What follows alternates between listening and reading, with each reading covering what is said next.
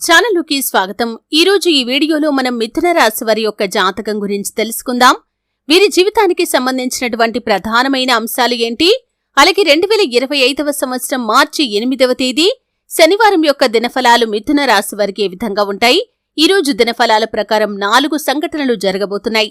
ఎటువంటి సంఘటనలు మీకు జరుగుతాయి, అలాగే ఈరోజు దినఫలాల ప్రకారం ప్రతికూలతలు అనుకూలంగా మార్చుకోవటానికి ఎటువంటి దేవతారాధన వీరు చేసుకోవాలి.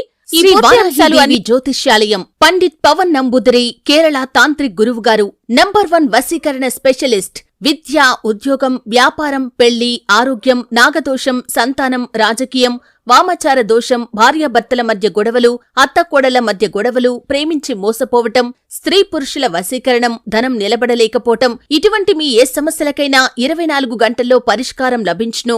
సంప్రదించాల్సిన ఫోన్ నంబర్ 9043637512. కూడా ఇప్పుడు మనం వీడియోలో వివరంగా తెలుసుకుందాం. వీడియోలోకి వెళ్లే ముందు మా చిన్న రిక్వెస్ట్ ఏంటంటే, ఇదివరకు మా ఛానల్ని మీరు సబ్స్క్రైబ్ చేసుకున్నట్లయితే సబ్స్క్రైబ్ చేసుకోండి. అలాగే పక్కనే ఉన్న గంట సింబల్ మీద ఆల్ అప్డేట్స్ ని క్లిక్ చేయండి. అప్పుడే మేము అప్లోడ్ చేసే ప్రతి వీడియోకి మీకు నోటిఫికేషన్ అనేది వస్తుంది. ఇక వివరాల్లోకి వెళ్తే కనుక, మిథున రాశి అనేది రాశి చక్రంలో 3వ రాశి.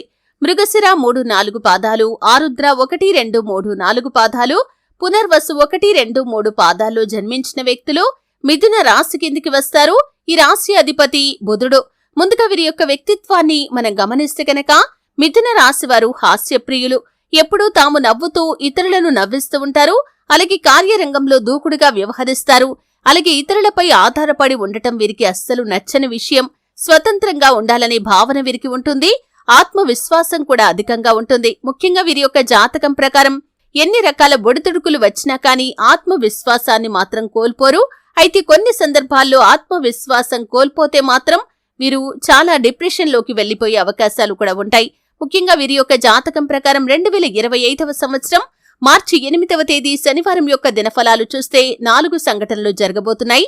చాలా కాలం నుండి మీరు ఒక పని చేయటానికి చాలా ప్రయత్నాలు చేస్తున్నారు, కానీ ఆ పని పూర్తి చేయలేకపోతున్నారు. అది మీ యొక్క ఉద్యోగ జీవితానికి సంబంధించింది కానీ, వ్యాపార జీవితానికి సంబంధించింది కానీ, మీరు ఎటువంటి వృత్తులు చేస్తున్నా కానీ ఆ వృత్తికి సంబంధించి ఒక పని చెయ్యాలి, కానీ ఆ పని పూర్తి చేయలేకపోతున్నారు. ఈరోజు ఆ పని పూర్తి చేసే అవకాశాలు కనిపిస్తున్నాయి. దీనికి కుటుంబ సభ్యుల నుండి, స్నేహితుల నుండి కూడా మీకు చక్కటి మద్దతు అనేది లభించబోతుంది. ఊహించని ఈ సంఘటన మీకు ఆశ్చర్యానితో పాటు ఆనందాన్ని కూడా కలిగిస్తుంది.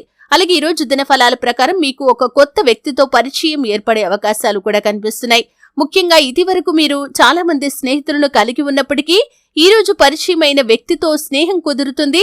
వారి మీకు జీవితంలో ప్రాణ స్నేహితులుగా మిగిలిపోయే అవకాశాలు కూడా కనిపిస్తున్నాయి.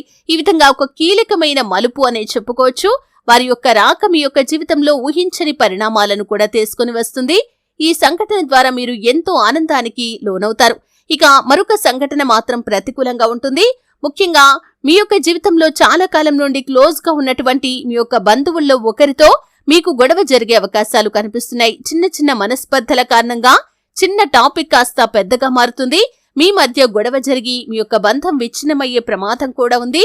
పరిస్థితి దీర్ఘకాలం పాటు కొనసాగే అవకాశాలు కూడా కనిపిస్తున్నాయి. ఈ సంఘటన మాత్రం మీకు చాలా నిరాశ, నిస్పృహలను కలిగిస్తుందనే చెప్పుకోవాలి.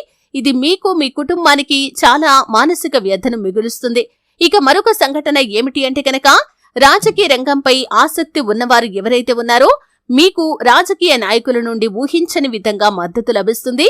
రాజకీయ నాయకులు మీకు కాల్ చేయటం కానీ, లేకపోతే పై స్థానంలో ఉన్నటువంటి రాజకీయ నేతలతో మాట్లాడే ఒక అవకాశం మీకు రావటం కానీ, ఈ విధంగా ఊహించని ఒక సంఘటన మీకు జరుగుతుంది. ఇది మీకు చాలా ఆశ్చర్యానితో పాటు ఆనందాన్ని కలిగించేటటువంటి వార్త అనే చెప్పుకోవాలి. ఈ విధంగా 4 సంఘటనలు మార్చి 8వ తేదీ శనివారం రోజు మిథున రాశి వారి యొక్క జీవితంలో జరగబోతున్నాయి. అయితే మిథున రాశి వారు ప్రతికూలతలను అనుకూలంగా మార్చుకోవటానికి శివారాధన తప్పనిసరిగా చేసుకోవాలి. హనుమాన్ చాలీసా పఠించండి. అలాగే మీ శక్తి మేరకు దాన ధర్మాలు చేయండి. అపారమైన పుణ్యఫలాన్ని మీరు ఖచ్చితంగా పొందుకుంటారు. ఆర్థిక స్థితి అనుమతిస్తే కనుక ఒక దేశీయ గోమాతను దానం చేయండి. ఆవును దానం చేయటం ద్వారా కూడా అపారమైన పుణ్యఫలాన్ని మీరు ఖచ్చితంగా పొందుకుంటారు. అలాగే మీ యొక్క జీవితంలో ఎటువంటి ఒడిదుడుకులు ఉన్నా కానీ వాటిని అధిగమించడానికి సుబ్రహ్మణ్యేశ్వర స్వామి ఆరాధన, గణపతి ఆరాధన కూడా మీకు మేలు చేస్తుంది. చూశారు కదండి. వీడియో నచ్చితే ఖచ్చితంగా లైక్ చేయండి.